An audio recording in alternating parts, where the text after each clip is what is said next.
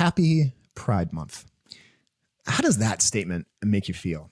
Now, you see, I'm a Catholic and I work in ministry professionally in the Catholic Church as a speaker and as a worship leader. And I try really hard to live my life as authentically Catholic and Christian as I can. I try not to live my life as what is often called a cafeteria Catholic, someone who picks and chooses which of the beliefs of the church they live. I really try to be someone, even though I fail, who believes and professes and lives according to the church's teachings 100%. And when I don't, I want to understand why I disagree. I want to go to confession when I fail. I want to read something from the glossary of the Catechism about pride. It says that pride is one of the 7 capital sins. Pride is an undue self-esteem or self-love which seeks attention and honor and sets oneself in competition with God. And I think a lot of Catholics and Christians, when they hear about Pride Month, that might be what comes to mind. But in preparation for this episode, I reached out to some of my queer friends and asked them, why do you celebrate Pride Month? What does it mean to you? And some of the answers sounded like this. It's insisting on my dignity, living unashamed, celebrating the good and beautiful things about the life God has given me as a queer person. Another friend told me that all his life, he's had voices that have told him that he had something intrinsically wrong about him that was something to be ashamed of. And the antidote to that is pride in how God created us to love, and pride in not having to hide or whisper about an intrinsic part of us. Another friend quoted Sister Thea Bowman saying, "I come to my church fully functioning." Another friend talked about how LGBTQ youth have very high suicide rates and mental health problems, and lots of them lose parts of their community. They lose family, they lose friends, and pride has helped them to find a new community where they feel accepted and loved. And so I wanted to talk about this from a Catholic perspective. And so I've invited someone I've followed online for a long time. He's, I think, one of the most interesting young Catholics to follow on Instagram. His name is Chris Damian. He's a writer, and he writes about all sorts of issues within the church. And he asks, even if you don't agree with him, he's asking a lot of really good questions. So I invited him to come today to talk. He often speaks about these issues. And of course, this is Pop Culture Catechism. So we're going to do it through the lens of the songs from Taylor Swift's new album, The Tortured Poets Department.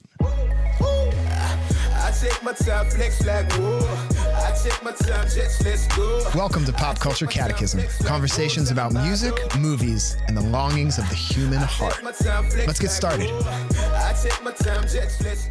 A special thank you to our patrons who make this show possible through popculturecatechism.com.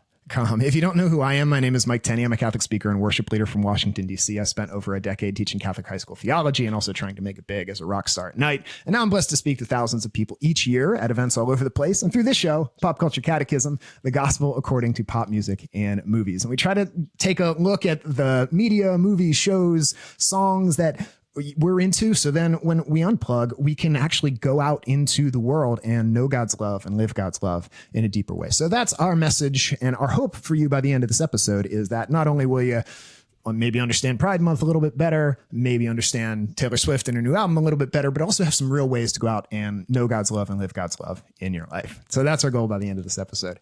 I want to welcome to our show, without any further ado, Chris Damian. Chris, welcome to Pop Culture Catechism. Thanks for having me, Mike. I guess so. I should introduce myself. Yes, please tell the beautiful people who you are. Who am I? So you talked a little bit about earlier your kind of relationship to Catholicism. So maybe I should just start there. So I am trying to decide: am I a cafeteria Catholic? I don't really know. Mary Carr has this great line where she says, she's talking about this concept. She says, "Everyone's a cafeteria, everything," and I feel I think that might be a little bit true. I would say my relationship to Catholicism is very complicated, but I am someone who is very invested in kind of like the tradition of Catholicism. Mm-hmm. I am Catholic. I do many Catholic things. I feel very settled in my Catholicism in some ways and very unsettled in others in ways that I think are very consistent with just being a Catholic throughout the tradition. So I'm someone who tries to think about things going on in the world today in the context of my own life, but also tries to think about them in the context of this broader tradition, history, teachings of the church. So I guess maybe that's a little bit about my relationship to that sort of part of myself. Yeah. In terms of what do, I think a lot of people know me through Instagram, mm-hmm. where I run this account where a lot of time is actually spent talking about women's reproductive health and Catholicism. A lot of conversations around like NFP and the church, a lot of women sharing things with me and helping me learn about kind of their experiences, but I also do a lot of facilitating conversations. So I think about my Instagram account as kind of like a middle space. It's kind of branded as mezzo, kind of coming out of Dante's Divine Comedy, as this like middle ground in this darkened wood. And so I help try to facilitate a lot of conversations for Catholics who are maybe like in the church, out of the church, somewhere in between, trying to hold together a lot of parts of themselves that maybe don't seem like they fit. And that's a little bit kind of like what my life is like. So I grew up in Texas from a Catholic family, many generations of Catholics, although my mother's father grew up Hindu. So yeah, and I went to Catholic school growing up, was a very earnest young Catholic. Went to Notre Dame for college. When I went there, I at first was very wary of the school because I was worried that it was too liberal and wasn't a real Catholic university. And I originally had my housing deposit in at University of Dallas, but decided I wanted to go to Notre Dame to do their Great Books program. And I ended up studying philosophy and classics because I wanted this like very traditional Catholic education where I'd engaged with very serious thinkers. So I did a lot of like MacIntyre, Aquinas, Aristotle, a ton of Plato, had a minor in philosophy, religion, and literature.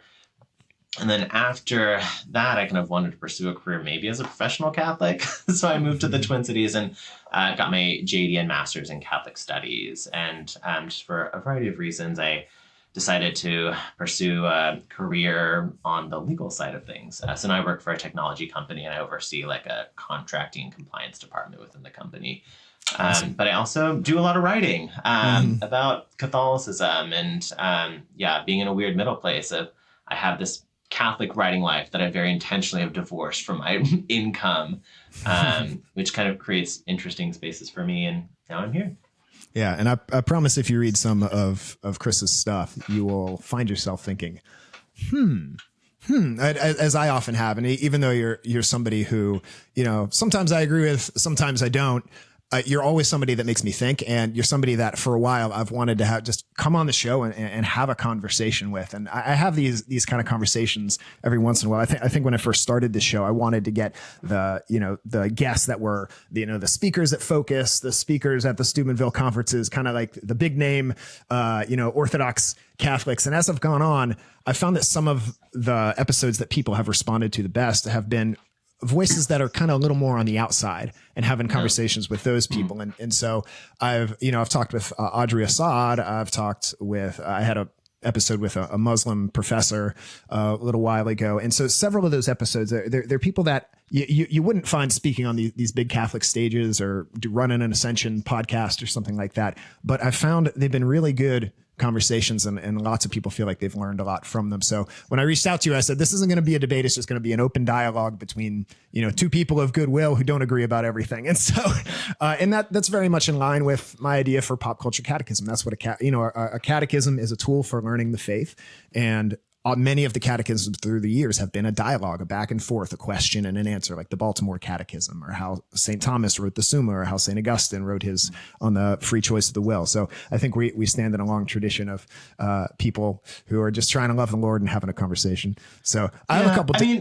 Sorry, go ahead. Yeah. No, I was just saying, I actually don't really know that it's possible for two serious Catholics to agree on everything. Yeah, I think even within the umbrella of like Catholic Orthodoxy, it's quite a large umbrella, and there's a lot of room for disagreement within it.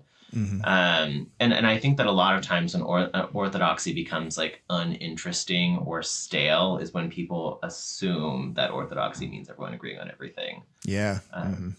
Yeah, I think it's a lot. There's a lot more wiggle room in there than a lot of times people think. So I wanted to give a couple disclaimers before I started that, I have a degree in theology. I'm like certified and approved to like teach official Catholic theology in several different dioceses, but I'm not like holier than anybody. I talked about not wanting to be a cafeteria Catholic. Like, I agree with you. I think everybody's a little bit of cafeteria Catholic. I'm just trying really hard not to be, I'm trying really hard to be as authentic as I can and not be a hypocrite, even though I know I fail in that.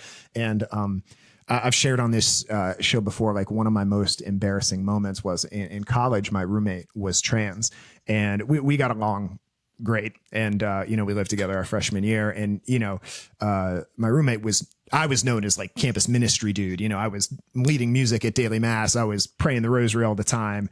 And my roommate was known as trans kid, not involved in campus ministry and that sort of thing. But I remember that was a time in my life when I was like struggling the most with like pornography and a couple other things. And like one time he walked in on me like while I was like in a very compromising position. And I remember just like, anyway, I share that story, and this is probably TMI for my listeners, but they're used to me sharing TMI, that I don't come to this conversation thinking that I'm better than anybody or holier than everybody. I run a podcast and I'm a speaker because I'm good at talking, not because I'm like holier than anybody else. Also, I just wanted to let my listeners know anything I ask Chris, I told him we can edit out anything he doesn't feel. So I might ask him some questions, and if you're hearing them in the episode, it's because he okayed them. So I just wanted to let that know. And also this profanity, we're going to talk about Taylor Swift. We're probably going to talk about sex some. So this is kind of a PG-13 episode. So if you have young kids, I would recommend maybe this is one to skip for them. So anything before else you want to say before we dive in, Chris? Yeah. Good thing you did the disclaimer on language. I don't know. Sometimes I don't really know what I'm going to say. It's hard to know what's going to come out of my mouth. And maybe like I should just share some disclaimers as well. I think one of them being, so you talked a little bit about part of what we're trying to do here is like help people love the Lord. I don't know. I don't really feel confident in my capacity to do that. I also maybe I just I'm not really sure that it's something that I'm even capable of doing, just like theologically, but I guess I'm open to that. I would also say, I don't have the answers to everything. I'm talking about from my own experience. I usually try to give a language disclaimer, which is if I use the term queer, I'm usually talking about like LGBTQ plus people broadly. It's just like a convenient shorthand, but not everyone uses it that way. Anything that I say here, I try to avoid giving advice when I can, but sometimes I do. And sometimes I give bad advice. So like if anyone's listening and they take my advice and it goes badly, I'm so sorry. And also if it sounds bad, just don't do it. Yeah. Yeah. I really love Pope Francis's vision of the church as a field hospital where we're all kind of mess ups, but we're trying to, help each other out or whatever. And that's kind of the perspective I take is like, look, I might not, hopefully I think we learn from each other's stories and we learn from each other's experience. So that's what I'm trying to do here. All right. So, can you tell me, I asked some of my friends about what Pride Month means to them or what they celebrate about it. Do you want to tell me a little bit about your perspective on Pride Month? Do I have a perspective on Pride Month? If not, that's fine. We can move straight on to Taylor Swift. I don't know. I guess there's a lot of noise over Pride Month, and especially every year there's a lot of noise in the Catholic community, and it's just this very reactionary thing. And I used to get really worked up over it. Now I think it's like a little funny. I guess that there are a lot of people that just like really, really want people to know how strongly they feel about things. And there's this weird reactionary move where now all of a sudden, like June is the month of the Sacred Heart, which maybe like 5 people in the church cared about, but now we only care about because it happens during Pride Month. And one of my reactions to that is, on behalf of the LGBTQ community, you're welcome, Lord, for this devotion of the Sacred Heart. That's just like blowing up now. But I don't know. In general, I think it's good to kind of have dedicated time for people or groups who've struggled or been marginalized or may need uplifting. I think a lot of the backlash definitely helps to emphasize the need for it at times. There are lots of different ways that different people celebrate Pride Month. Not every way is for everyone. Not everyone agrees with every way of celebrating it. Some people are critical of Pride Month for like promiscuity. Others are critical of it for its kind of like increasing like capitalist undertones or prioritization. There are many different ways of doing it, many ways of critiquing it. I feel like some people, they hear Pride Month and they think drag queens at the public library twerking in front of toddlers, and that's what it's about. And, I think if that's what you mean by Pride Month, then then I probably am pretty suspect of Pride Month. But if it's like what my friends have told me, where there's like, I just don't want to feel like shamed. I want to feel like I have a place in the church. And you know, and some of my friends are living celibately. Some of them have partners and they're in the same sex unions. So that it's a diverse perspective.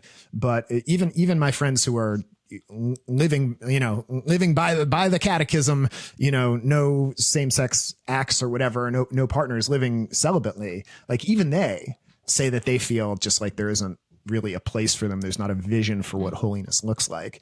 And so if that's what you mean by Pride Month, that like, I don't think gay people should be like killed or persecuted, prosecuted by the law, then like, yeah, I can get down with that. So I think it's kind of like many of these phrases, like Black Lives Matter. There's like different ways of what that means. Make America great again. Like, sure, I want America to be great, but there's lots of implications that go along with that, or even being pro-life. Like, yeah, I'm pro-life, but there's some people who have made the pro-life movement look kind of bad. And so I think Pride Month is kind of a similar thing in that it is multivalent.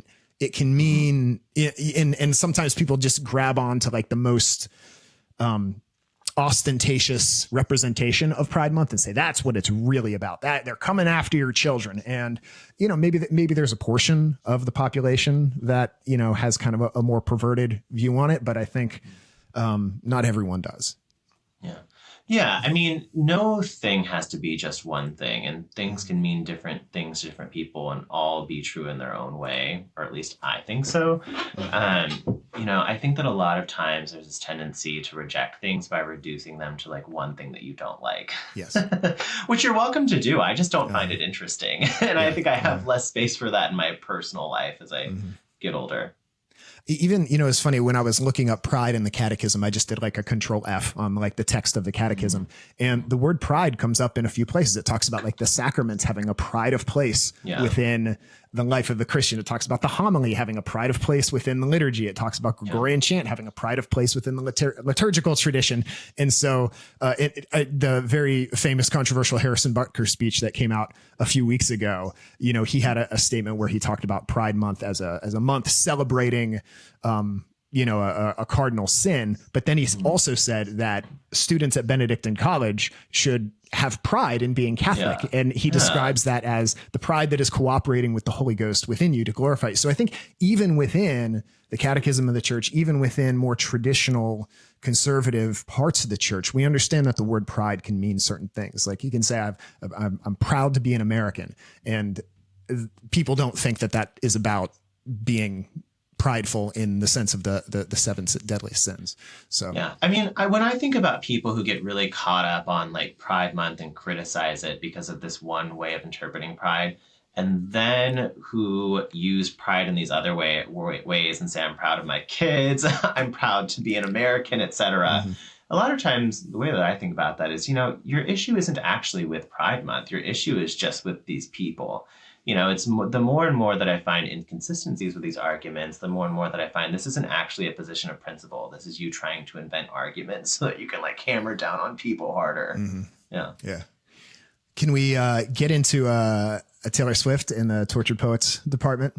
Yeah. I mean, actually, I was going to say this kind of makes me think a little bit of the album. Go for it. One of the things about the album that I think is interesting. So this album it's interesting in a lot of ways. It's one of her edgier albums. It's mean sometimes. Lots of profanity. Yeah. Sometimes, well, I mean, not even, I don't know. Sometimes the profanity is the nicest part. Some of it's like so acerbic.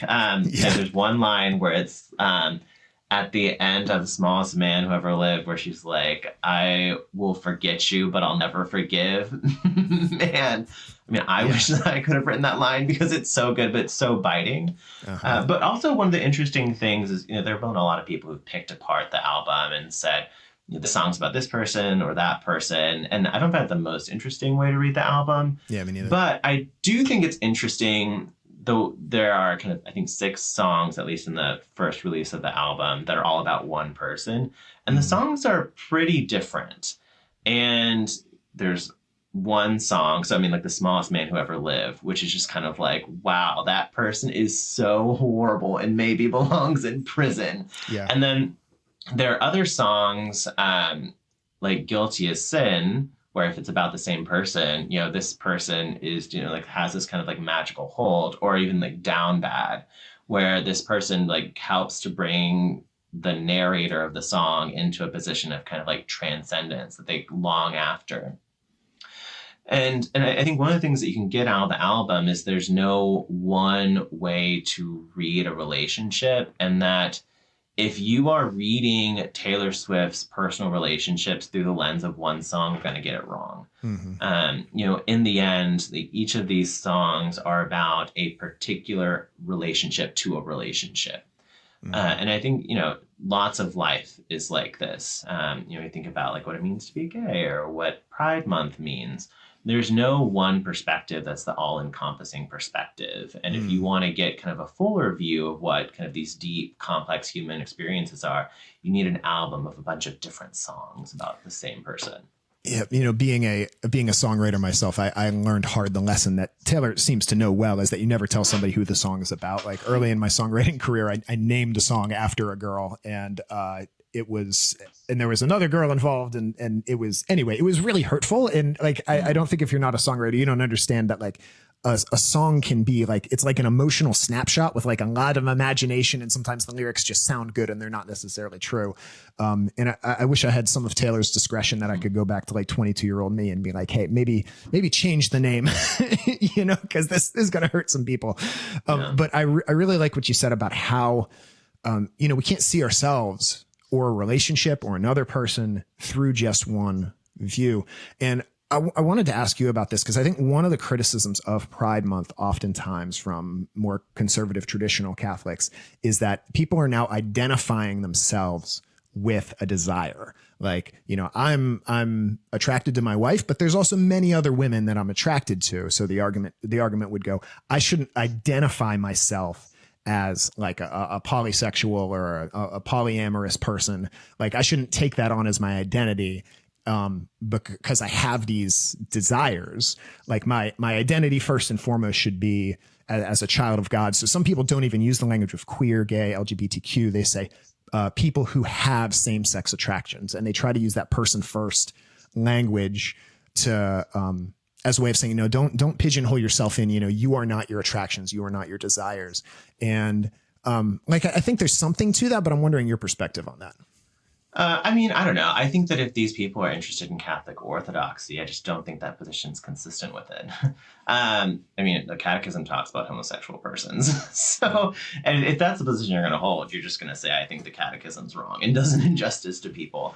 But in general, like, people talk about themselves that way all the time. Like, if I'd say that, like, oh, I'm a hungry person, yeah, no one's going to like hound me over it. I think a lot of it just comes down to like, I just really don't like this particular kind of desire. I just really want to like do whatever I can to remove the like language to be able to talk about it, or to be able to find kind of a consistent or speakable or potentially acceptable relationship to the fact that you have that sort of desire. Yeah, I do see something to. I do think some people can kind of over identify themselves with, I think our first and foremost, our identity should be as a child of God, and we can't over identify ourselves with being American or being of a certain race or being or having certain sexual attractions or things like that. I think we can over identify ourselves in that way, but at the same time, some of the way that some of my queer friends have talked about it is when Catholics refuse to use the words gay, LGBTQ, and they only say people with same-sex attractions, it makes them feel like their reality is not being acknowledged. Oh, totally. Yeah. Yeah. People are welcome. Like, you're just to trying to keep me. You're just trying to keep me in the closet. You don't want to acknowledge what's going on. Is kind of how they've described it. How it feels sometimes to me. Yeah. People are welcome to like not use the like language I use to like describe myself, but that just means they're not going to really have a relationship with me, which they don't have to have. If they don't want it, that's fine. Yeah. I think I'm also just not. I don't really get worked up anymore about the identity stuff. I just don't. This like Catholic preoccupation with getting your identity right just strikes me as something that's like so distinctly in the modern era, and that comes out of, this sort of kind of like neo-Freudian psychology, where what it means to be a person is to have the right identification and you need to get the right kind of label. And a lot of groups pick this up. And I think a lot of times Catholics try to hound on LGBTQ people for going after this identity language so strongly, but the reactionary move against it is just the same thing. And this whole, I don't know, the idea of identity in Christ, like you don't find that sort of language in, the Catholic tradition prior to the modern era, just because that people didn't really care so much about that sort of thing. There was much more of a focus on like createdness and vocation. And this obsession with getting identity right and with other people getting identity wrong just strikes me as something that's just not that interesting, and is also not something that's endemic to the Catholic tradition if you look before 150 years ago. Interesting. I'm going to have to think about that. Some scriptures come to mind, not to rebut you, but just what I'm thinking of off the top of my head. I'm thinking about St. Paul talking about putting on the mind of Christ, or like putting on Christ and those sorts of things. So I'm going to have to think about that. But I think I'm going to have to think about that and reflect on that a little bit more. Yeah. Or like from the old Baltimore Catechism, like why did God make you? It's like to know him, love him, and serve him in this life, be happy with him in the next. Like I think there's a certain amount of identity there. I don't know. I'm gonna write that. I'm gonna write that in my prayer journal and think about it. That's a good thought. To me, that's like more like erotically driven and more vocationally driven than it is identity driven. It's not that you need to make sure that you use the right specific language about yourself, and it doesn't mean that. For me, it's almost as if we get it in the wrong order. It's like we have to have this identity, and then all these other problems will be solved, and then we will live this other sort of life as soon as we get the identity right. And I think this is partly why in a lot of Catholic circles, there's much more criticism for people who use the language of LGBTQ and then might be celibate, as opposed to people who don't use that language and then sleep around all the time. And, if you look at the church prior to the last 100 years, there was really only a concern about one of these things. And it wasn't the type of concern that we have today. Yeah, that's true. All right, let's get into some songs, because I feel like we could have like a 5-hour conversation, but I want to focus in here. So the first song you wanted to talk about from Tortured Poets Department is "I Can Do It With a Broken Heart." Can you tell me like what spoke to you about this song that made you want to discuss it in this context? Oh, I mean, I will discuss this song in any context. I don't know. I love the song of "I'm so depressed I act like it's my birthday every day."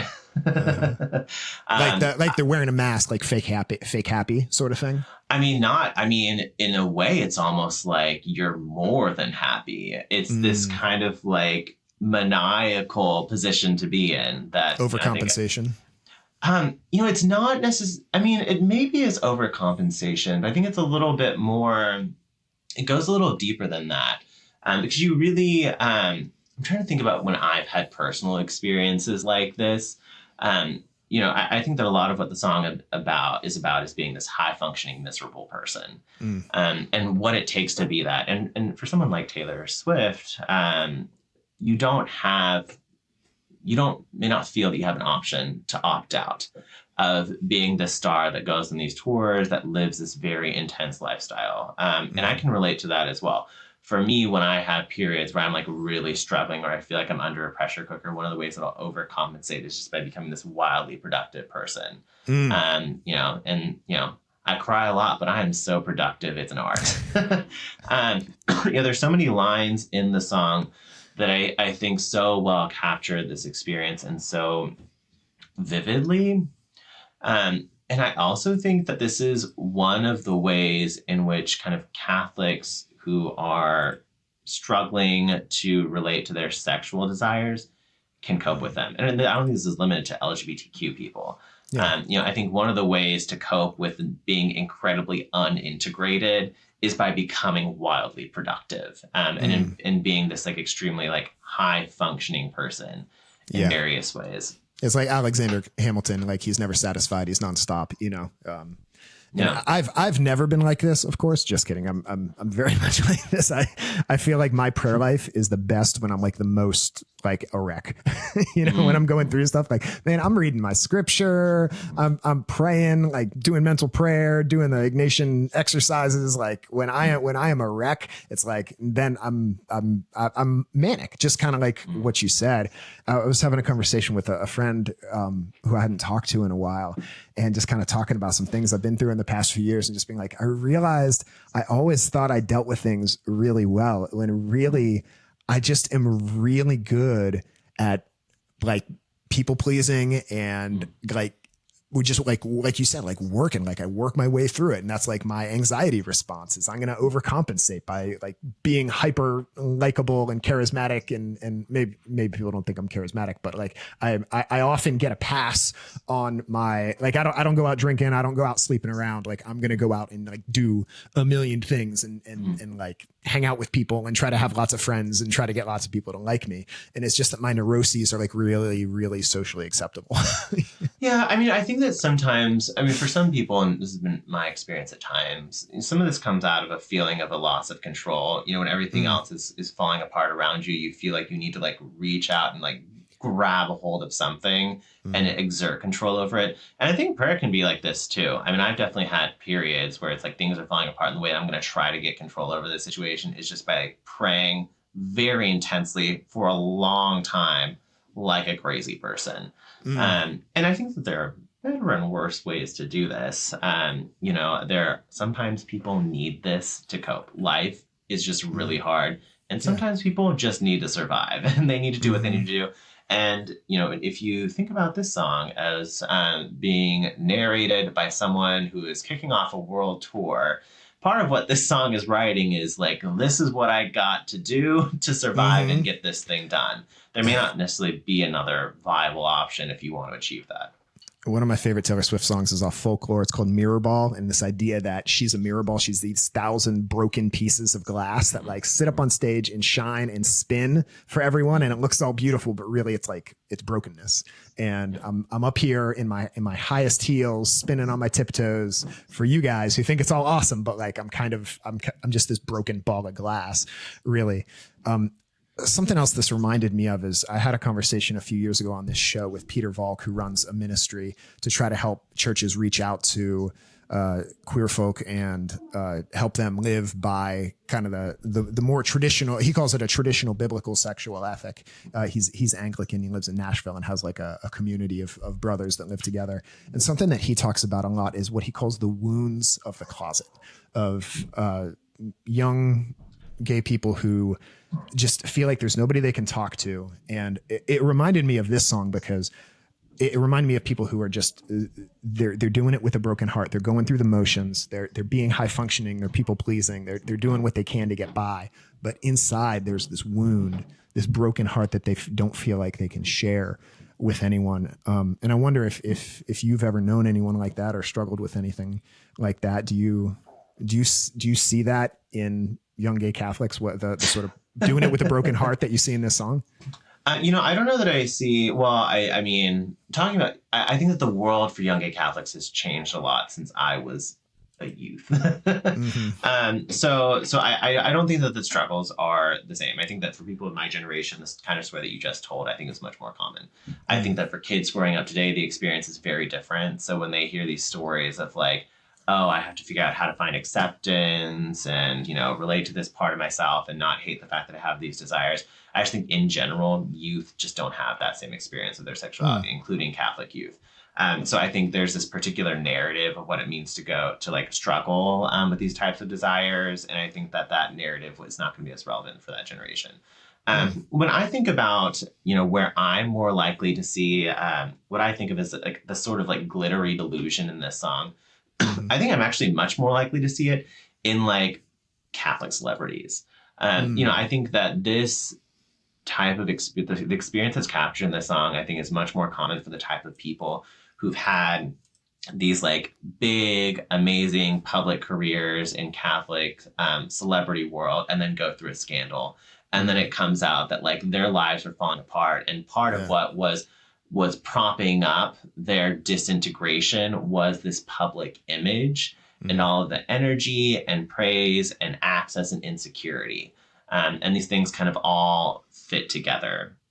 And this song doesn't get into as much as like kind of the petulance and more of the kind of like acerbic dynamics that come out of that sort of lifestyle. But I do think about those types of people more when I think about the song. Yeah, they kind of faking it. Well, and especially once your livelihood, well, one, the reputation, to your livelihood is connected to being that quote unquote good Catholic. That's something when I started to, when this show started to become more popular and I started to get bigger speaking gigs and stuff, that is something that, a friend, actually it was a therapist, said to me was, you need a spiritual director. Like you absolutely need to have a spiritual director because, a lot of times the pressure on these people now, not like I'm like super popular or like well-known or whatever, but like there's definitely that temptation sometimes when I'm playing music and afterwards people are like, oh, that was so moving. It was so anointed. Or like I give a talk and people are like, oh, that was really great. Like there's definitely that like angel of pride, or then there's definitely sin lurking, like trying to get at you when you are a professional Catholic or public Catholic. So I think that can definitely be true. No, I don't think it's just that. I think it's also that, and I think people really underestimate the extent to which disintegration can actually energize you, right? Yeah. And can actually add a lot of drive to the things that you're doing. And the extent to which actually disintegration can help drive idealistic narratives. And we see this a lot with people who are grieving. When you lose someone dies, tends to be this stage where you idealize that person. And part of what you're experiencing is like a disintegration of your world when it comes to that person. And I think that like other forms of disintegration can be like this as well. I think that when you have a disintegration with your sexuality, you tend to idealize what sexuality should look like. And that drives a lot of people. Say that again. Yeah. I think when I'll kind of repeat it. So I think when you're sexually disintegrated, you are more likely to idealize sexuality and idealize like what it should look like both for yourself and for others. I have this philosophy professor that I just like quote and draw from all the time. I'll just say David O'Connor. He teaches philosophy at Notre Dame. He has this like great book on love and Plato. And one of the things that he said that has always struck with me, and I'll probably quote him again in this episode, is when people talk about eros or sexuality or love, they're usually talking about themselves. And that includes when they're philosophizing, or it's maybe especially when they're philosophizing. And I tend to be wary of people who present overly strict, overly idealistic, and overly narrow views of sexuality. To me, a lot of times that can be like a sign of like a lack of maturity or a sign of disintegration. Interesting. Yeah, that's what I personally think. I could be wrong. So that's no. You're giving me a lot to think about. Can we talk about "Daddy, I Love Him"? This is my favorite song on the album because I want to read some of the lyrics. Where is it? Now I'm running with my dress unbuttoned, screaming, but daddy, I love him. I'm having his baby. No, I'm not, but you should see your faces. I'm telling him to floor it through the fences. No, I'm not coming to my senses. I know he's crazy, but he's the one I want. Dutiful daughter, all my plans were laid. So this reminds me of my parents because my parents eloped over spring break their sophomore year of college because my dad was not Catholic and my mom's mom, my grandma, God rest her soul, like really did not like my dad. And language warning, my dad's name, like in her family around her house for like 20 years was not Bob Tenney, but that goddamn Bob Tenney. That was his name. And when my grandmother like had a heart attack and like is having congestive heart failure, is in the hospital, we like drive up to Pittsburgh and are like saying our goodbyes for the last time or whatever. My cousin Chip had like he was introducing my grandmother to like his girlfriend or something. And, she left and, she's like, I didn't like her. And my cousin says, you don't like anybody. She says, sure, I do. I like your mother. I like your aunts. Hell, I even like that goddamn Bob Tenney now. My dad was like, okay, that took 25 years, but there you go. So anyway, this reminds me of my parents, just kind of let them say, screw it. We have this like wild, passionate young love and like, we're going to make it work. And like, maybe that doesn't work out for all people, but it worked out for them. So, and I'm here because of it. So I love this song. Yeah. I mean, I for me, one of the cruxes of this song is Oh my gosh. It's the song about, or the line about vipers dressed in empath's clothing, right? Mm, I feel like a lot of this song is about people who present themselves as loving and caring. And because they care so much, they insert their opinions all over you in yeah. ways that can be manipulative and controlling.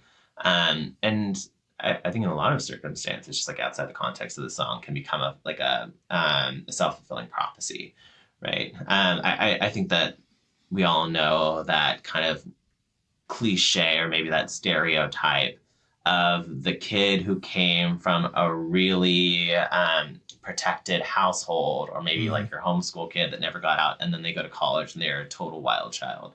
Yeah. Um, I know a lot of these personally. Mhm. Or In some ways, I want. in the evangelical world, they call them PKs, pastors' kids. Oh, okay, Yeah. yeah, that makes sense.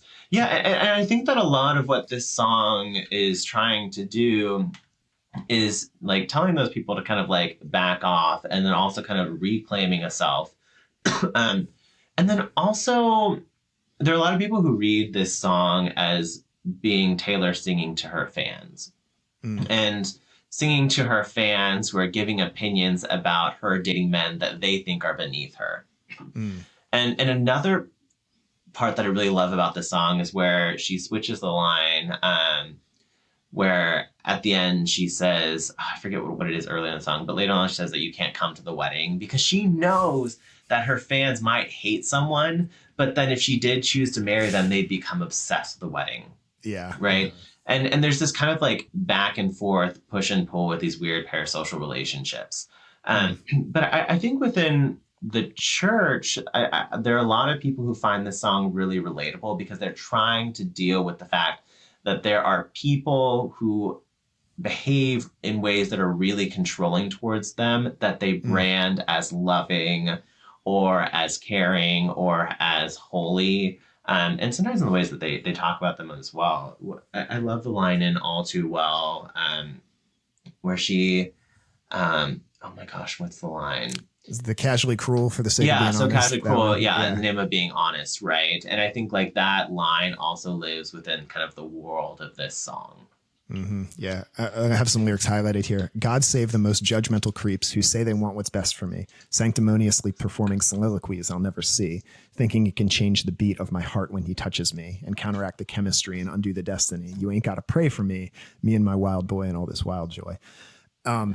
When you talk about this, it's an examination of conscience for me. I worked as a Catholic high school teacher for 14 years. My career is in largely being a youth speaker and those sorts of things. And I'm frequently asked to speak on controversial topics, theology of the body, gender, sexuality, those sorts of things.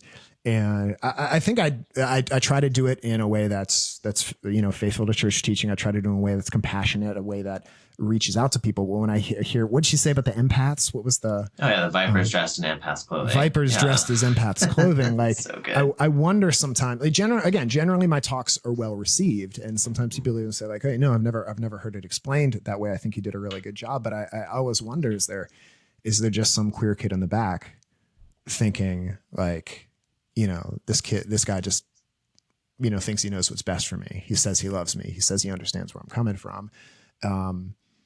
Yeah. So anyway, I think this song can be an examination of conscience for all of us who are teaching these things about the church. Yeah, I mean, Because I think there's always this danger when you're talking about people. I think when you're talking about other people, it's almost inevitable. At work in kind of the DEI space, we have this saying that we use sometimes. It's like no conversation about us without us, right? okay. And that means like if you're implementing like policy or making things around like the LGBTQ community, that you need to include that community as part of it. Right. And this is one of the things that like the church has just historically I don't know if like long-term historically, but at least recently been really bad at and results in like really weird missteps at times.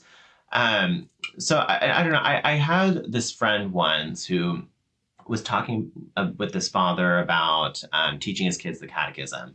And one of the things the father said was that, when I teach my kids the catechism, one of the things that I talk with them about is like, could you say these sorts of things to people that who are directly impacted by them?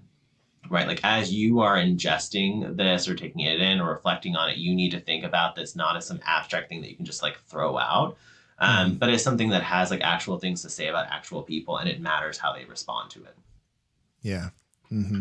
And I mean, part of that is what you just said is like part of the reason I like that phrasing, like no conversation about us without us. Is that what you said? Yeah. And I mean, that's part of why I've tried to have some voices like yours on my show, and why I reached out to some queer friends and said like, hey, what does Pride Month mean to you? Because I mean, I have my own thoughts and ideas, but I haven't experienced it in the way that they have. So, and I understand the theology of the body, and I understand the theology behind, certain teaching that certain acts of, certain acts, like, again, this is PG-13 stuff. So if your kids are listening, this is the time to mute it, of like, anal sex and oral sex and same-sex sexual acts aren't complementary, aren't open to life.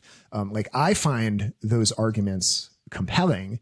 And I think it's very much in line with our understanding of Christians as like, we have respect for the body and the soul. And just like for a poor person on the street, I can't just say, I'm going to pray for you. When it comes to sex, it can't just be about what we feel. It has to be about the bodies and the way the bodies are meant to go together. And I find that super compelling, but I know there are lots of people who hear those sorts of things and have studied theology of the body, and they don't find it compelling. They find it oppressive. They find it outdated. And, anyway, so that's what was silly. I mean, I think for me, that's a bigger thing for the church to be concerned about is when people get to a point where they find it to be kind of silly, right? And for me, like when you get to a point where they find it silly, then you've really lost them. And I think that's kind of where we're going. Silly in the sense of like, you silly Catholics, you worry about what's going on. It's not even worth arguing over, right? Yeah. I think when you get to the point where you find something silly, then it doesn't even bother you to hear it anymore because it's so nonsensical, and it's, and that person can like say it over and over again, but it just becomes just kind of babble, which I actually think is a lot of like Catholic commentary about these sorts of issues. I think a lot of it's just kind of like babbling to the benefit of people who already agree. Interesting. Which they're welcome to do. It just doesn't interest this me. This is one of those questions you're free to not answer, and we can just delete the whole thing. Do you find it silly? I think I found a lot of ways that people talk about it silly. Yeah. I mean, I think that if people want to get serious about this stuff, they need to start thinking about it really differently and start finding other ways to discuss it. What are some ways that you found helpful to think about it that's different? I mean, I'll give one example of something where people might want to think about a different approach in having these conversations. And one of the things that I'll say is like this question of like open to life, right? Particular sexual acts being open to life versus not. I think that the official church position has made it pretty clear that open to life does not mean that you're going to have a child every time. And it's like ordered towards procreation might be another way of saying it. Yeah. Well, and open to life can also mean having sex while actively trying to not have children. Yeah, right? Through like natural family planning and having sex at a non-fertile time. Right. Yeah. So there is actually a lot of nuance to that. And open to life can mean a lot of things.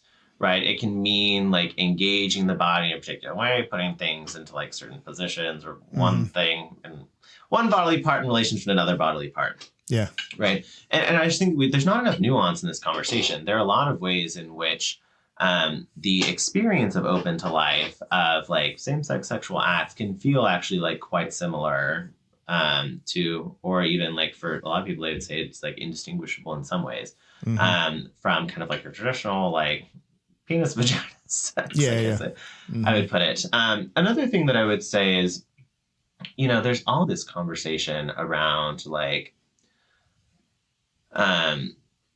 what is the good of these acts? And the good of these acts means that you can only use the body in the way that it was designed to be made. Anything that doesn't do that is contrary to God's law.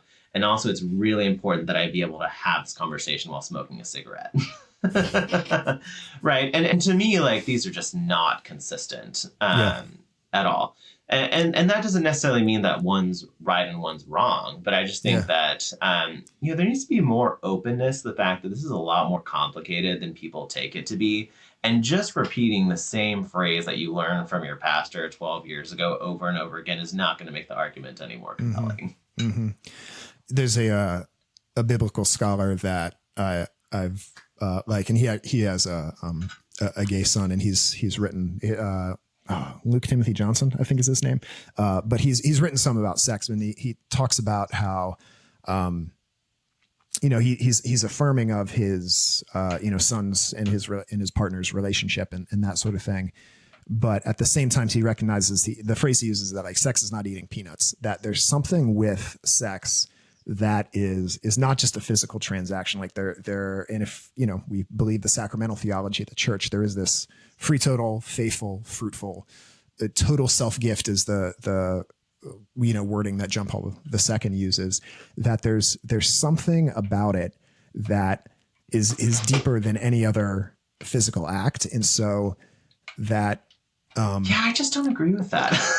Well, let me, I want to hear what you have to say, but no. I'm glad you have something to say. So I think, that it's so easy for us to use one another and kind of when you were talking about like what goes where, the phrasing that I've often used, people always say, well, love is love. So love between two men, or love between a man and a woman, like love is love. You have the same feelings. And what I often say is that the church agrees that love is love, but the church does not agree that an anus is a vagina, and that the body really matters in the same way that our body matters for the resurrection and for caring for the poor. The body matters in sexuality because it is so easy for us to use each other. And if a man and a woman who are married, like me and my wife, if we never had intercourse and only did anal sex and oral sex, I think most people would look at that and say there's something out of whack there. There's something, to use the phrase from the Catechism, there's something disordered there. And you say, go ahead and say what you were going to say. You're going to say you don't think so? No, so I was going to return back to a comment that just actually a small point, which is I think you had said something along the lines of, like this is the greatest or something along the lines of like most significant like act that we can like do with our bodies, right? This connection through the sexual I think I act. said a total self-gift. It's an amazing connection. I wouldn't necessarily say it's the most, but I think it's significant. Yeah, I mean, maybe. When I think about this question, I just think of like, I don't know, like receiving the Eucharist, or what do you think about like the fact of like Christ's body, right? Like if we take Christ's body to be the celibate body, then like what does it mean that like that like other people engage in like greater acts of bodily gift, right? But this is like all over the church, right? There's this like total idealizing of sexuality, and this kind of, I don't know, I think like idolatry towards sexuality, and this is probably why I find like the broader tradition of the church really helpful. The what tradition? The broader tradition of the church. Okay, right? gotcha. There's this much longer tradition of the church of like, well, sex is a thing that you do because you kind of have to do to perpetuate the human race. And like, it's not really great. And we're just going to try to minimize the amount of sin involved in this act every time you do it, which is actually, you just can't get rid of it totally. Yeah. And we're just going to like kind of let people have this. So right? Like more Augustine than John Paul II. Yeah. And I mean, if you think about the history of the church, like, I don't know, that's like what, 1900 years versus the last century. And that is not at all to say that JP2 is wrong. But I do think that people underestimate the extent to which that approach to human sexuality is like utterly is so different from the broader tradition of the church. And I think can fairly, I don't think it's the only way to read this, but I think it can fairly be read as a very significant departure from the broader tradition of the church. And if you're going to make the type of departure involved there, then I think that opens up a lot of questions for other people. And I think that is partly why a lot of these questions have been opened up. Like if you look in the development of canon law in the church, you have like the purpose of marriage is like procreation, right? And that's basically it. Until the last century, where all of a sudden we're talking about like all of these other ends of marriage and kind of biological procreation gets sort of like deprioritized. And that actually comes ahead of the changes of in marriage law, in like civil marriage law in the US. So like the in the catechism now, if you read about the two purposes of marriage, it's the procreative and the unitive purpose. So the procreation is and that's in the broader tradition of the church, as you were calling it. You're saying that it's pretty much been procreation, and it hasn't really focused much on the unitive at all. Well, but in the last 150 years, it has much more so. That has been emphasized much more in the last 150 years, and through the previous 1900 years, there wasn't much. It was mostly like procreative, and Yeah. I mean, I don't want to overstate my position and say that, the church has never talked about sex in this way. I think another thing that makes our time weird in the history of the church is the extent to which we have like a clear universal teaching on these matters. The idea of a universal catechism is a distinctly modern idea. Yeah, it's pretty new.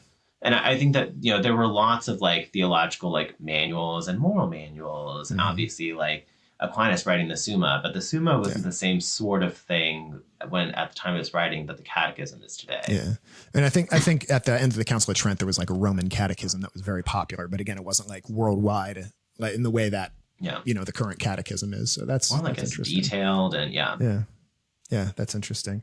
I definitely think like going back to Genesis when Adam sees Eve and he's like, this one at last is bone of my bone and flesh of my flesh, and the father and Eve is mother, and they cling to each other as one flesh. I think it's there and you look back through, but I think you're right that it hasn't.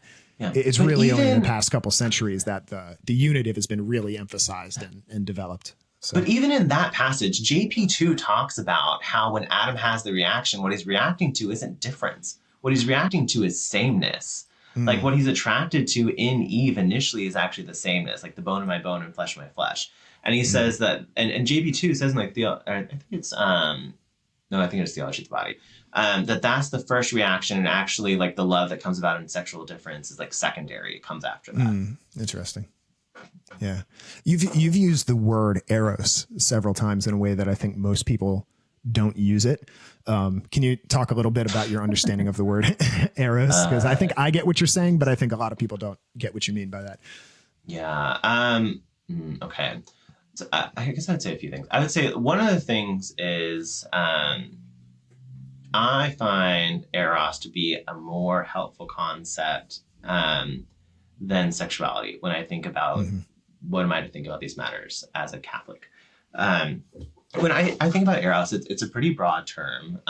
It's something along the lines of the experience of being struck by beauty, so that it draws you out of yourself towards transcendence, and enables procreativity and a transformation of the self. And I mean that in a really broad sense. Yeah, so it's a Greek word for love. There's, C.S. Lewis wrote like the four loves. There's like agape, which is like charity. And then there's like philia, which is like the friendship and affection of love. And probably mispronouncing the storge is like the family connection you feel. And then eros is like the passionate love, which, but I agree with you that it is broader than sexuality. Like you can have a passion and a desire for dance, or like I feel that way with music. Like sometimes I'm just playing guitar or like singing, and like I have like a visceral, like almost physical need for it, or like, I would say in many ways I have like a passionate love for my kids, like, and it's a physical love. Like I get home from being somewhere and my kids are like, Daddy. And I'm like, kids. And we like wrestle, and I like pick them up and I like blow bubbles on their belly or whatever. And, like there's this passion that's not sexual, but it's still very, very passionate. And even for like some of my friends, like when I get together, I want to give them a hug and just like, so I think you're right. There can be this broader understanding. I don't know if you've ever read The Holy Longing by Ronald Rolheiser. He has a chapter on sexuality, which I think really beautifully captures that understanding of eros. So, yeah. I mean, eros was kind of my shtick for a while when I was doing a lot of the writing, and I have like one academic article that I've written, and it's on like a Catholic perspective on homoerotic desire, and tries to draw on this like broader tradition that's like quite consistent throughout the history of the church. Like I think it's very fair to read Bonaventure's Life of St. Francis as the read of Francis. It's basically like his erotic relationship to God and poverty. And when Plato writes about eros, he's usually writing about the relationship between a teacher and a student. And then Michelangelo writes about his creation of art as a form of like childbearing. Christos Giannaris in the Orthodox tradition, he's a living theologian, writes about the how a relationship between like a mother and her child is erotic because there's like this intimacy and connection. She feeds the child from her body. Tolkien has this whole theory of subcreation, which I think it sounds very similar to what you're saying, that like we're, there's the creator, capital C God, but then we made in his image are subcreators. And one of the ways that we subcreate is like through art and literature and, buildings and gardening and all those sorts of things. I want to talk about this song, My Boy Only Breaks His Favorite Toys. I read your notes about the album. It's returned. I read your notes, what you wrote about this, and you said that you feel like the experience that Taylor has in the song is similar in some ways to the experience of some queer people within the church. Can you tell us about that? Yeah, I mean, I think this song and Down Bad are two of her like most brilliant songs in the album, just for that kind of like the world that they're created in. So, My Boy Only Breaks His Toys is written from the perspective of a toy that was a favorite of the boy. And eventually, the boy breaks the toy, and then the toy is kind of like discarded and forgotten. And the toy is just convinced that if I fix myself, then I will be my boy's favorite toy again. Right. And I think that this is the experience of a lot of people in Christian communities. I think a lot of people have this experience also in romantic relationships, which the song also seems to be about. And for myself and other queer Catholics that I know, there's this experience of doing your best to be kind of the perfect Catholic, the perfect Christian, to live as well as you can in these communities. And you believe that as long as you do that, you will be the boy's favorite toy. Like the church will love you and cherish you. You will be put onto these pedestals. But then also like the pressure of that sort of thing and the rigidity of it can do a lot to really break you. And then as soon as you kind of start falling apart at the seams, all of a sudden you're not the boy's favorite toy anymore. And you can feel discarded, and you can feel like what I need to do to get that love back, including like the love of myself back, because in this circumstance you're also kind of playing the part of the boy to yourself, that I need to fix myself. Right. And so you're kind of on this journey of like self-delusion of thinking, you know what, all of a sudden I will matter a lot again as long as I can fix myself. And it's this like deeply self-absorbed view that also refuses to open itself up to other possibilities or to choose to not be a toy again. Because the other thing is, in this whole narrative, you're not even a person. You're a toy that someone else is using. Yeah. Fix yourself. Does that mean I'm trying not to have any attractions for the same sex anymore? Does that mean I'm not going to look at porn anymore? I'm not going to be in a relationship anymore? Like what does fixed look like? I think it's different things for different people. It can mean different things in different contexts of various relationships. When I think about various relationships with Catholics that I've had where I've felt like the discarded toys, I think my perception at various points, they wanted different things from me. But ultimately, I think it was something that I was just not going to be able to give, and also something that I need to give up for myself. I needed to learn to treat myself less like a toy and more like a person. Yeah. And then also, I think at certain points, learn ways to embrace the brokenness and have that be just like as an important and good part of who I am. Which I think is a very Christian idea. Yeah, embrace the brokenness and let him be an important part of who I am. You're giving me lots of stuff to pray with today, Chris. That's deep. That's very deep. Yeah, I mean, I don't know. They say that like trauma changes your brain, and I think that there are a lot of people who would do that, who would see that and then think, oh, well, the solution to this is I need to figure out how to get my brain back to the way it was before. But there's a lot of research now that demonstrate that that's not the most effective pathway to healing, and that in the end, like finding like a new way of living is going to be better. Same thing with grief too. Yeah, I have a couple questions, and again, we can edit these out. One, what would you say? Have you ever had an experience of the church where you're just like, I feel loved and accepted, and what was that? And then have you had an experience of the church where you're like, I feel totally rejected and unloved, and what was that? Yeah, I mean, I don't know, like experiences of like being totally loved and accepted in the church. Yeah, I mean, I guess I would say that, yeah, like I have like Catholics and Catholic friends where I feel totally loved and accepted, and like I like going to mass, like the Eucharist. So yeah, I think those are some of the places where I find that. Actually, I think I get a lot of it also just from interacting with people through my Instagram account, you know, and maybe less like about kind of finding personal acceptance, but I do think that like the types of things that people bring forward makes me feel like, oh, you know what, actually there is a lot of space, maybe a lot more space than I thought there was. Yeah, I mean, in terms of experience of being rejected, I mean, I don't know. I don't think you can, at least growing up at the time that I did, can really like have grown up as a queer Catholic without like having like persistent feelings of rejection. At least if you're like deeply embedded in Catholic communities. Eve touched on it, who's someone who I really love, and she's, you know, very committed to I think like pursuing like a traditional Catholic sexual ethic, I guess is one way you could frame it. One of the things that she says is she's lucky that she was a convert, because she's kind of noticed that growing up queer in the church as a child kind of messes you up, and she kind of was able to forgo that. Wow, that's an interesting insight and kind of sad. I don't know. I think queer people a lot of times would have been better off if we were raised atheists and converted later.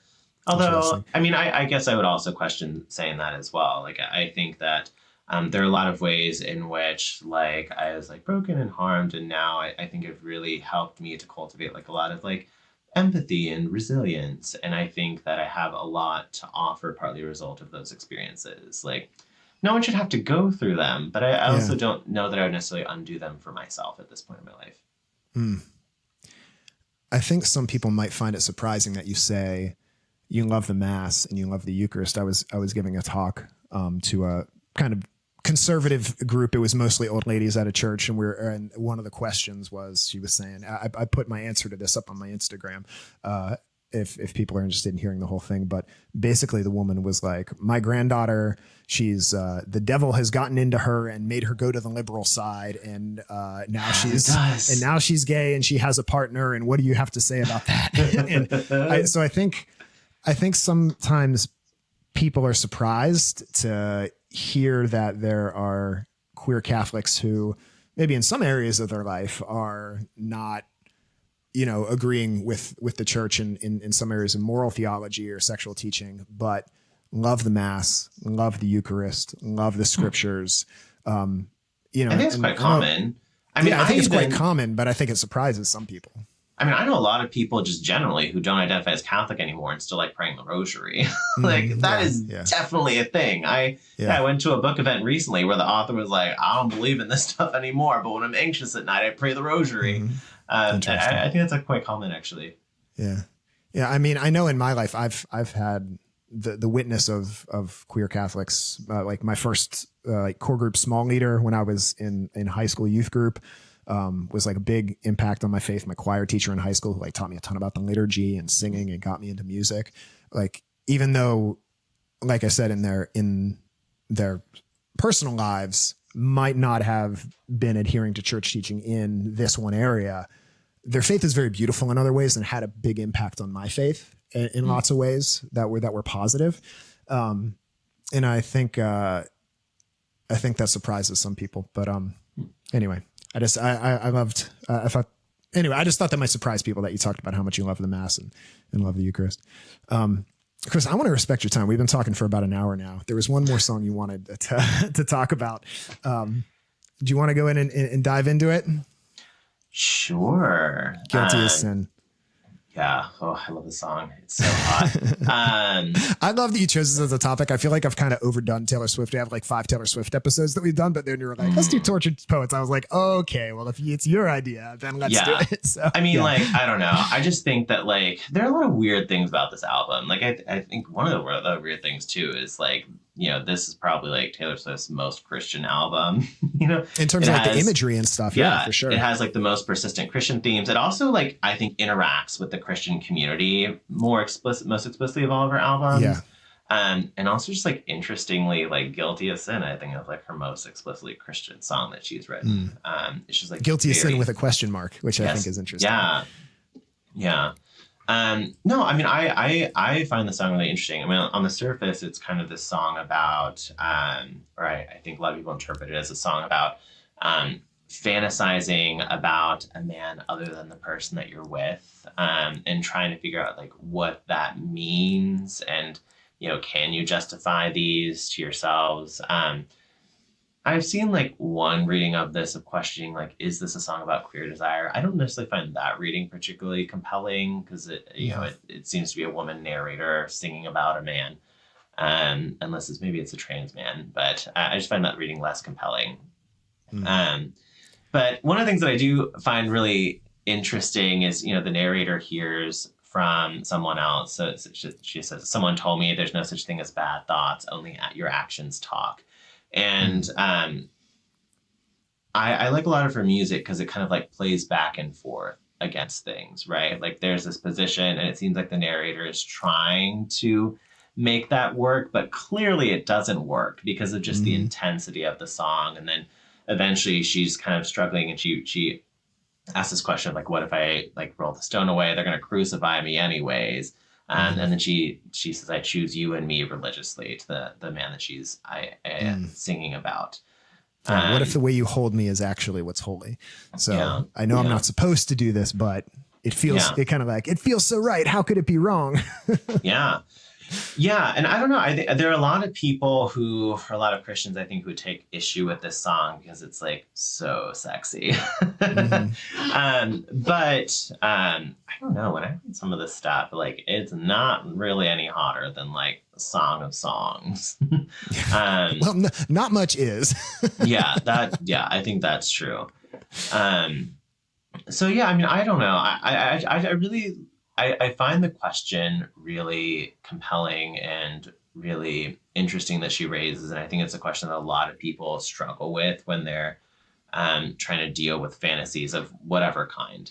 And obviously, as a Christian, you run against this like prescription of, like a man who lusts after someone, like a married person in their heart is basically committed adultery.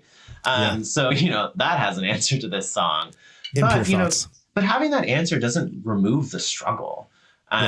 Just saying don't do it isn't going to make you not do it. And I think that part of what the song captures is like how challenging that is.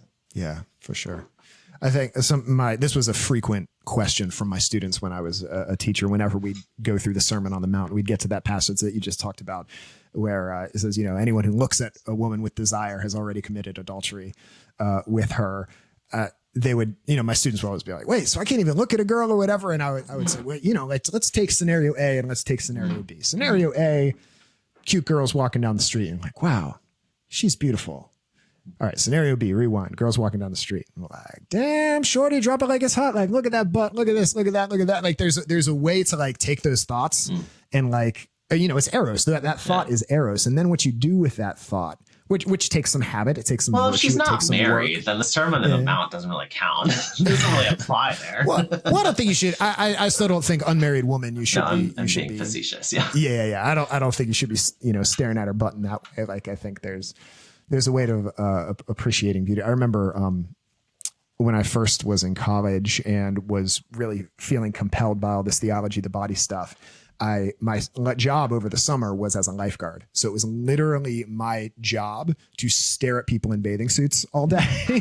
And I remember struggling with this as like a young man who's like finding this chastity stuff compelling. And I remember, girls walking in bikinis, and I had this moment when I'm in the lifeguard chair. I was just like, I'm going to look around the pool at like all the women that are there, like the grandmas and like the young girls, and just recognize that like each one of them is a daughter of God. And like, because of my biology and the way God has made me as a young man, I have a certain desire for the girls in the bikinis that I don't have for the grandmas, the young girls, but still recognizing that they're all daughters of God. They all have beauty to them. They all have worth. And it's not, those girls over there, just because I have this desire towards them, they're not this collection of parts that are like there for me to ogle and like get pleasure from. So I think there is a way you can kind of like train your mind that isn't just like repression. There is a way to like train your mind to like see beauty in the proper context that doesn't objectify people, that doesn't look on them with the word the church would use as lust. Yeah. I think I would caution in the degree to which people think that is really possible as a human person. I think as an aspiration it makes a lot of sense. And I think it's very consistent with just a lot of movements that are coming out now that are like there's such a strong emphasis on consent. And that includes like just because someone dresses a certain way does not mean that you get to look at them in a particular way. So I think there's this like recognition of that, but I also think that like human sexuality is like a very complicated thing. And I think that if we try too early to hold ourselves to too high of an ideal, there's going to be some weird stuff that comes out sideways. Yeah. I think certainly from my experience. Yeah, no, I think you're right. And I think C.S. Lewis says something like is something like the, sins of the flesh, they're sins of weakness. They're not nearly as bad as like sins of malice, and we tend to treat them the opposite way. And also Thomas Aquinas talks about chastity as like part of temperance. So like there is like, that doesn't mean you should be like looking at porn and being like, oh, I see them as like a beautiful child of God. Like there is part of it where it's just like, don't look, like, yeah.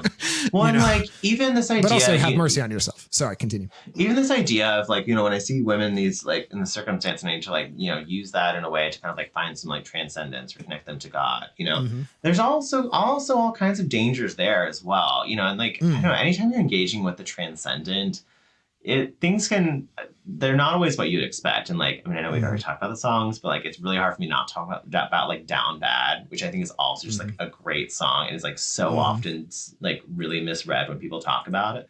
Like one of the like things that I find interesting is the number of people who like know or like think that they know the person that the song that it is about that's not named, but they don't know that the song is about an alien abduction. And it's like you are more obsessed in the personal details of Taylor Swift's life than you are in her music, because this is literally what the song explicitly sings about. And it's about like being driven up into this like transcendent love, and then like the struggles of re-entry. So she's driven up into this thing that's like beautiful and intense. And then she's like thrust back down to earth, and she's this petulant child because she's not in the transcendent anymore. And she's walking around trying to tell people what happened to her. And they're like, you are an insane person. There was no alien abduction. You're just crazy. And I think this is the experience of a lot of people. This is the experience of like Christians who have like deep Christian experiences and are trying to explain that to others. This is the experience of like LGBTQ people who learn to find like love and transcendence through self-acceptance, and then are trying to explain themselves to Christian communities who are telling them, no, you're insane. But I think like the other part of that too is I think it's really important to just like emphasize how hard re-entry is from the transcendent. And like this is one of the things that I like, the ideas that I really love in Walker Percy. Love Walker Percy. Yeah, like when you are brought up into the transcendent and then you're brought back down into reality, you have to find some way to deal with the fact that you were just in the transcendent. And that is like more exciting. It's like more like exhilarating. You feel more yourself, and then also outside of yourself, and like a better self and a more like superhuman self in some way. And like people struggle with that. Like I think like that's one of the ways that you could read like Mother Teresa's like like deep sadness is this like struggle of re-entry. I think a lot. Did you ever go on like a Kairos or a Curcio retreat? Yeah, I did on like D-Week. Yeah, they talk about like the fourth day and living the fourth day, and like how it's like, you've been on this spiritual high and trying to re-enter is difficult. Yeah. And it's I don't know, like transcendence is always dangerous and it's unpredictable, and like one of the most natural responses is to be like a petulant child. But also when you go into transcendence and it puts you in a different state of mind of community. So when I think about like LGBTQ people who learn deep acceptance, and then have to go back and enter the reality of their Christian community that does not like it and is like, I don't want to hear about your alien abduction. Or their family. Yeah, or their family, right? There are a lot of people that really struggle because they want to stay in that community that just really is not interested in their alien abduction. And you can like, you can go and like spend more time and focus on prioritizing other communities, which is like usually what like my preference is, because I'm not gaslit so much in my experiences, but it is a struggle, and I think that when you're trying to live the in between, like there are a lot of times you're pulled into the petulancy that you get in this song, and it is not fun for anyone. Yeah. Do you feel like the church, either in some places or as a whole, is gaslighting queer Catholics? Totally. Oh, absolutely. Yeah. You think so? Oh, yeah, totally. I mean, I don't know. When I think about especially, and this is like a much larger conversation, like what I like sometimes call like the ex-gay narrative, or this like narrative of the reason why you have same-sex desires is because of a certain upbringing or failure to accept your masculine identity. Right. And then there's this narrative that like, okay, because you have these desires, then you are broken in this way. And what you need is to address your brokenness. And like, and maybe it won't like solve that. Right. And then people go on this journey to try to do it, and then it doesn't work. And then they try harder, and then they become crazy people.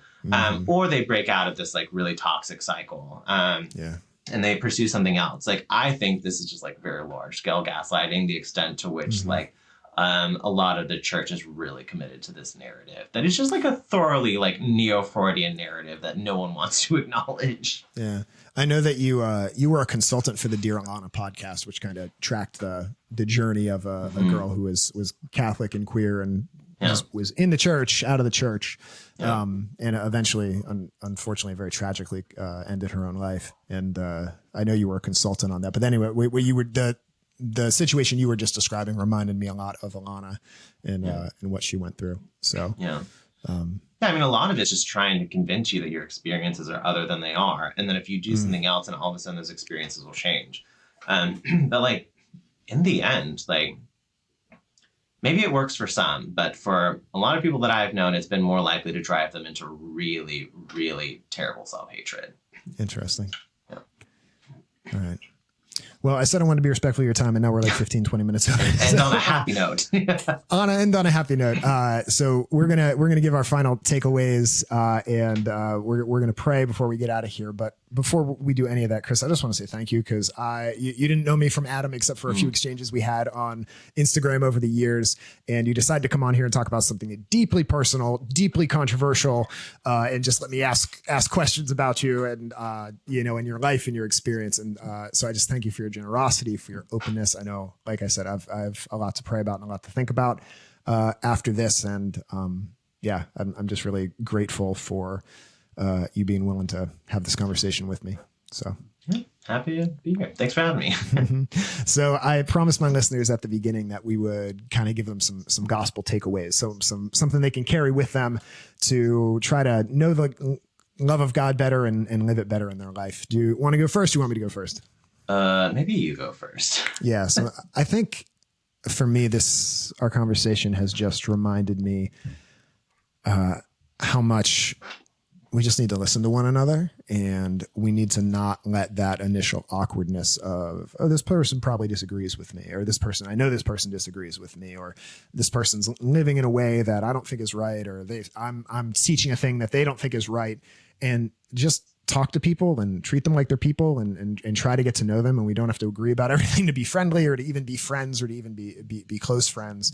And anyway, I think that just treating each other with some compassion and some openness and some humanity. That's my takeaway. So, I mean, I don't really know that I have a gospel takeaway. I mean, I think, some of the things that we talked about, life is a lot more complex than you might think it is. People are more complex than they might think they are. I don't know. I think it's important to give people a lot of space, and to not presume that you know the right thing to say to them or about them.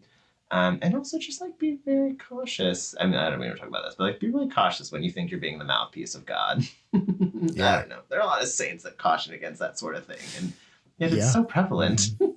Mm-hmm. The Catholic speaker says, noted. Yeah. It's hard. I don't know. I mean, I think being a Christian is hard. I think like it's hard to like know like how to be the right kind of Christian. So I don't know. I just tend to think I'm just kind of like bumbling along, and then I just get really passionate and say a lot of stuff. And sometimes I don't know what's going to come out. I usually don't know what's going to come out of my mouth. Same. I often ask my guests to end in prayer. Would you like me to end, or would you like to end in prayer? Yeah, I mean, I don't really do a lot of the like live praying thing, but I do have like a passage from like Song of Songs that I'm willing to read that I like. Beautiful. From like the Robert Alter translation, which I recommend. Great. Yeah, just like a few. Listeners, let's pray and reflect on this scripture in the name of the Father, the Son, and the Holy Spirit. Amen. Yeah, the Song of Songs, which is Solomon's. Let him kiss me with the kisses of his mouth, for your loving is better than wine. For fragrance your oils are goodly, poured oil is your name. And so the young women love you. Draw me after you, let us run. The king has brought me to his chamber. Let us be glad and rejoice in you. Let us extol your loving beyond wine. Rightly do they love you. I am dark but desirable, O daughters of Jerusalem, like the tents of Kedar, like Solomon's curtains. Do not look on me for being dark, for the sun has glared on me. My mother's sons were incensed with me. They made me a keeper of the vineyards. My own vineyards I have not kept. Tell me, whom I love so, where you pasture your flock at noon, lest I go straying after the flocks of your companions. If you do not know, O fairest of women, go out in the tracks of the sheep and graze your goats by the shepherd's shelters.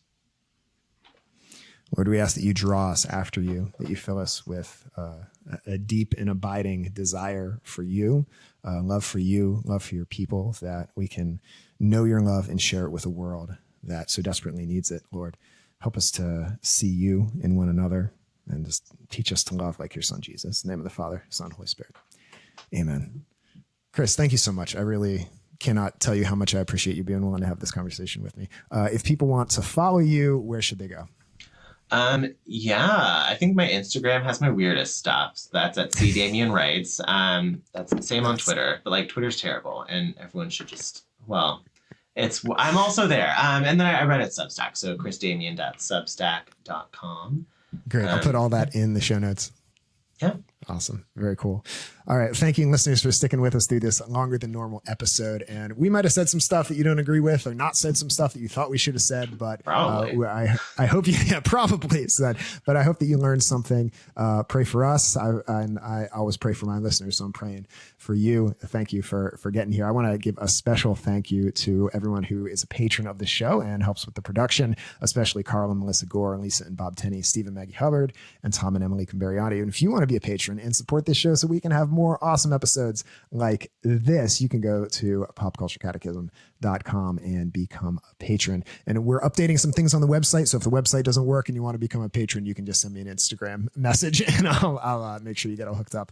And when you're a patron, you get access to all sorts of stuff. All the talks I give in my speaking ministry, you get access to that, and notes from show episodes. You can look at those and all sorts of cool things. So again, thank you, listeners, and I encourage you to share this episode with someone if it touched your heart. Leave us some comments if you have something to say charitably, please. We're all just trying our best here. So God loves you, we love you more, and no, we love you, God loves you more. And we'll see you next time. Take care. Do you love the message that you just heard? Do you wish you could share it with the people of your community, church, or school in an effective and compassionate way? Did you know that Awaken Catholic speakers and musicians can come to you for an event? Now, don't get me wrong, I love online messages and they can be great, but I think we all know that most of the time the way that hearts and minds are changed is in person. So if your community could use some revival, go to awakencatholic.org or send it to your ministry staff, and we would love to come meet you, to pray with you, and to help your community experience the love of God in a deeper way.